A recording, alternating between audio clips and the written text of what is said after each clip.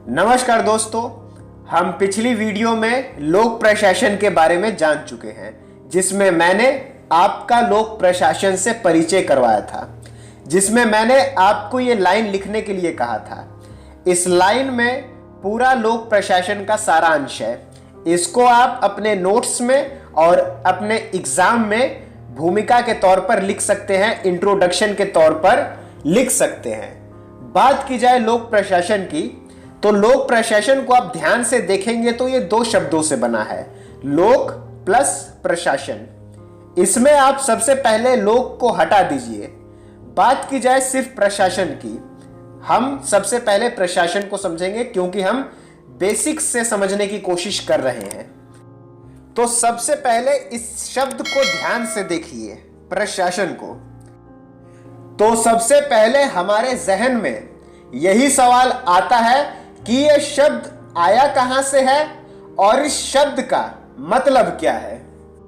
तो चलिए जानते हैं। और अब हम लिखेंगे कि प्रशासन मूल रूप से संस्कृत का शब्द है। यह प्र उपसर्ग तथा शाद धातु से बना है। इसका अर्थ है उत्कृष्ट रीति से शासन करना। आजकल शासन का अभिप्राय सरकार से समझा जाता है, किंतु इसका वास्तविक अर्थ निर्देश देना, आदेश देना या आज्ञा देना है। वैदिक युग में प्रशासन का प्रयोग इसी अर्थ में होता था। इंग्लिश में प्रशासन की भांति इसके लिए अंग्रेजी में एडमिनिस्ट्रेशन शब्द का प्रयोग किया जाता है। यह लैटिन भाषा के शब्द एड प्लस मिनिस्ट्रे से बना है, जिसका अर्थ है सेवा देना। नेक्स्ट, इसका मूल अभिप्राय एक व्यक्ति के द्वारा दूसरे व्यक्ति के हित की दृष्टि से उसकी सेवा का कार्य करना है। जैसे एक शिक्षक द्वारा छात्रों को पढ़ाना, न्यायाधीश द्वारा न्याय करना, डॉक्टर द्वारा रोगी का इलाज करना। यानी यहां तक हम प्रशासन का मतलब समझ चुके हैं कि इस शब्द का क्या मतलब है किस भाषा में। हमने हिंदी में भी समझ लिया और हमने इंग्लिश में भी समझ लिया कि इसका मतलब है सेवा का अर्थ देना, सेवा का कार्य करना। अब हम आ जाते हैं आधुनिक विचारकों पर।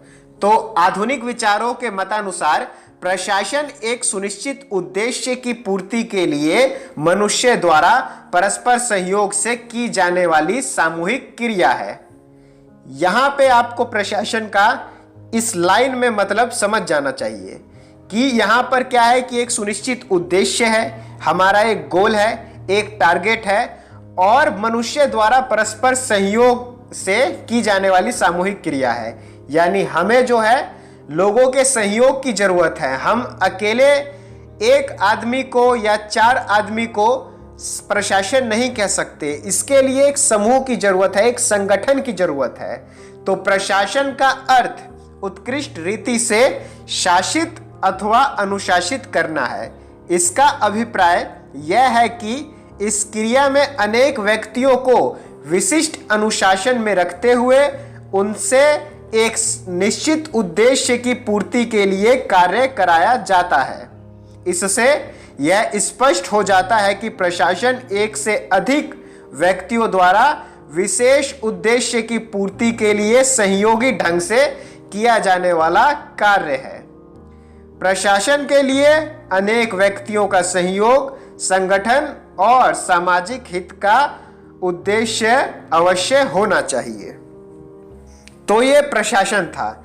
इसमें मुख्य बातें हमारे सामने क्या आती है जिसे हम प्रशासन के तत्व कह सकते हैं, ये आप खुद सोच सकते हैं। जैसे इसमें क्या है कि एक से अधिक व्यक्तियों का सहयोग चाहिए, एक संगठन चाहिए और इस संगठन का एक विशेष उद्देश्य भी होना चाहिए और वो उद्देश्य सामाजिक कल्याण के लिए होना चाहिए, सेवा के लिए होना चाहिए। साथ ही साथ प्रशासन का प्रयोग आप एक विशाल व्यापक रूप में कर सकते हैं। यानी कि एक परिवार के सदस्यों को या 4 से 5 लोगों को हम प्रशासन नहीं कह सकते हैं। प्रशासन हम कह सकते हैं एक बहुत बड़े संगठन को। जैसे हमारी यूनिवर्सिटी है, विश्वविद्यालय हैं, अस्पताल हैं, उन्हें हम प्रशासन कह सकते हैं। जहां पे एक बड़ा समूह कार्य करता है, जिनका एक लक्ष्य है, एक उद्देश्य है, और वो उद्देश्य सेवा भाव से जुड़ा हुआ है, तो इसी को हम प्रशासन कहते हैं। अब आपका एक छोटा सा टेस्ट ले लिया जाए कि आपने क्या सीखा है। आपको इन 2 सवालों के जवाब देने हैं इस वीडियो के कमेंट सेक्शन में। सबसे पहला सवाल है कि क्या कुछ व्यक्तियों के समूह को प्रशासन कहा जा सकता है जिनका उद्देश्य धोखेबाजी या जालसाजी करना है। और दूसरा सवाल यह है कि क्या एक बड़े अस्पताल को हम प्रशासन कह सकते हैं।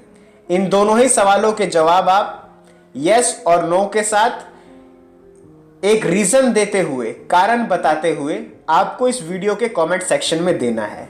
जिसका जवाब सबसे सही होगा उसके कमेंट को मैं पिन कर दूंगा। और इसी के साथ आज के लिए बस इतना ही। मिलते हैं आपसे अगले वीडियो में। धन्यवाद आप सभी का।